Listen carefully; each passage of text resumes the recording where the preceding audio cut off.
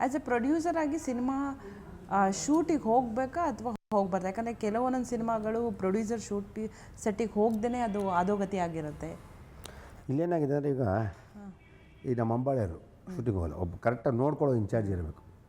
ಒಂದು ಜವಾಬ್ದಾರಿ ಕೊಟ್ಟಾಗ ಕರೆಕ್ಟಾಗಿ ಕೆಲಸ ಮಾಡೋದಂದರೆ ಹೋಗೋ ನೆಸಿಟಿ ಇಲ್ಲ.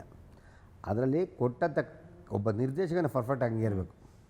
ಓಡಾಪೆ ಮಾಡ್ಕೊಂಡು ನಿಧಾನ ಕೂತ್ಕೊಂಡು ಆಗಲ್ಲ, ಇವತ್ತು ಆಗೋ ಸೀಟ್ ಪೆಂಡಿಂಗ್ ಇಟ್ಬಿಡ್ತೀನಿ, ಅವಾಗ ಖರ್ಚು ವೇಸ್ತದೆ. ಸಿನಿಮಾದಲ್ಲಿ ಆಗೋ ವೇಸ್ಟೇಜ್ ಇನ್ನೆಲ್ಲೂ ಆಗಲ್ಲ. ಸಿನಿಮಾದಲ್ಲಿ ಪರ್ಫೆಕ್ಟ್ ಮಾಡಿದ್ರೆ ಉಳಿಸಿದ್ರೆ ಆ ಖರ್ಚು ಕರೆಕ್ಟಾಗಿ ಏನು ಮಾಡಿದ್ರೆ ಅದನ್ನು ಕವರ್ ಮಾಡೋಕ್ಕೆ. ಇವತ್ತು ಮೊದಲೆಲ್ಲ ಸ್ಯಾಟಲೈಟ್ ಡಿಸ್ಟರ್ ಚೆನ್ನಾಗಿತ್ತು, ಇವಾಗ ಇತ್ತೀಚೆಗಿಲ್ಲ. ಅದು ಉಳಿದ್ರೆ ನಾವು ಕಾಸ್ಟು ಕಮ್ಮಿ ಮಾಡೋದು, ಕೊಡೋರ್ಗೆ ಮಾರ್ಕೆಟಿಗೆ ಕಮ್ಮಿ ಕೊಡ್ಬೋದು. ಜಾಸ್ತಿ ಖರ್ಚು ಮಾಡಿ ಬರ್ದಿರ ಅವ್ರೇನು ತೊಗೊಳ್ಳಲ್ಲ. ಅದನ್ನ ಹಂಗೆ ಹಾಕಿ ಪರಿಸ್ಥಿತಿ. ನಾವು ನಿರ್ಮಾಪಕರು ಡೈರೆಕ್ಟ್ರು ಕರೆಕ್ಟಾಗಿದ್ದರೆ ಸಿನಿಮಾನ ಶೂಟಿಂಗ್ ಹೋಗೋ ಪರಿಲ್ಲ. ಒಬ್ಬ ಕಂಟ್ರೋಲರ್ ನೋಡ್ಕೊಳ್ಳೋ ಮ್ಯಾನೇಜರ್ ಕಂಟ್ರೋಲ್ ಇದ್ದರೆ ಸಿನಿಮಾ ಪ್ರೊಡ್ಯೂಸರ್ ಹೋಗ್ಬೇಕು ಅಂತ ಏನಿಲ್ಲ. ಅವಾಗಿನ ಇಂಡಸ್ಟ್ರಿಗೂ ಇವಾಗಿನ ಇಂಡಸ್ಟ್ರಿಗೂ ಏನು ಡಿಫ್ರೆನ್ಸ್ ಸರ್? ಏನು ಅವಾಗೆಲ್ಲ ಜವಾಬ್ದಾರಿ ಇತ್ತು, ಪರ್ಫೆಕ್ಟ್ ಇತ್ತು, ರೆಗ್ಯುಲರ್ ಪ್ರೊಡ್ಯೂಸರು ಏನು ಮಾಡಿ ಗೆಲ್ತೀವಿ ನಾನು. ಇವಾಗ ಅದಲ್ಲ, ನಾನು ಯಾರೋ ಒಂದು 5 ಜನ ಸೇರ್ಕೊತಾರೆ, ಒಂದು 55 ಲಕ್ಷಕ್ಕೆ 1 3 ಕೋಟಿ ಬರ್ತಾರೆ, ಸಿನಿಮಾ ಮಾಡಿಬಿಟ್ಟು ಏನೋ ಮಾಡಿಬಿಡೋಣ ಬರ್ತಾರಂತೆ. ಏನೂ ಆಗೋಲ್ಲ, 3 ಕೋಟಿ ಕಳ್ಕೊಂಡು ಮನೆ ಹೋಗ್ತಾರೆ.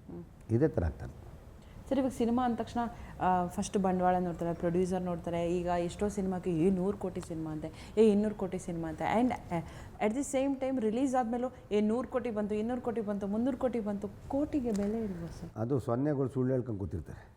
ಇವಾಗ ಆ ಥರ ಸಿನಿಮಾಗಳು ಬೆಲೆ ಎಣಿಕೆ ಅಷ್ಟೇ ಗೆಲ್ಲೋದು. ಇವಾಗ ನೋಡಿ ಸೂಪರ್ ಸೊಪ್ಪಪ್ಪ ಅವ್ರು ತುಂಬ ಒಂದು 3-4 ಕೋಟಿಲೇ ಮಾಡಿದಂತೆ. ಅದ್ರ 10 ಕೋಟಿ ಮಾತು ಯಾರು ಊಹೆ ಮಾಡಿರಲ್ಲ.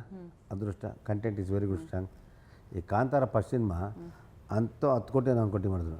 ಮೊನ್ನೆ 500 ಕೋಟಿ ಮಾಡ್ತಾರೆ ಅಂತ ಯಾರು ಊಹೆ ಮಾಡಿದ್ರೆ? ಈಗ ಅದೇ ಕಂಟೆಂಟನ್ನು ಇವತ್ತು 100 ಚೇಷ್ಟ ಮಾಡಿದರೆ ಅಷ್ಟೇ ಬಂತು. ಏನು ಮಾಡಿದ್ರು ಕಾಂತಾರ ಏನು ಫಸ್ಟ್ ಜನ ಅದೇ ನೋಡಿದರೆ ಇನ್ನೊಂದು 5% ಜಾಸ್ತಿ ನೋಡಿದ್ದಾರೆ. ಅಂದರೆ ನಾವು ಒಂದು ಕಂಟೆಂಟ್ನ ಯಾವತ್ತು ಏನು ಇಟ್ಕೊಳ್ತೀವಿ, ಬಡ್ಜೆಟ್ ನಿಮ್ಗೆ ಕಂಟೆಂಟ್ ಚೆನ್ನಾಗಿದ್ದರೆ ಸಿನಿಮಾ ಗೆಲ್ಲುತ್ತೆ. ಕಂಟೆಂಟ್ ಚೆನ್ನಾಗಿದ್ದರೆ ಪ್ಯಾನ್ ಇಂಡಿಯಾ ಆಗುತ್ತೆ. ಕಂಟೆಂಟ್ ಪ್ಯಾನ್ ಇಂಡಿಯಾಗಳು ಸಿನಿಮಾ ಎಷ್ಟೋ ಸೋತ್ಬಿಟ್ಟು. ಪ್ಯಾನ್ ಇಂಡಿಯಾ ಅಂದರೆ ಸುಲಭ. ನಾವು ಪ್ಯಾನ್ ಇಂಡಿಯಾ ಅಂತ ಕತೆ ಮಾಡ್ಕೋಬೇಕು. ಚೆನ್ನಾಗಿದ್ದಾಗ ಹೋಗೋತಿಲ್ಲ ಅಂದರೆ ಪ್ಯಾನ್ ಇಂಡಿಯಾನಲ್ಲಿ ಇನ್ನೇನಿಲ್ಲ, ಮಂಡ್ಯನಿಲ್ಲ, ಹಂಗಾಗ್ಬಿಡ್ತದೆ.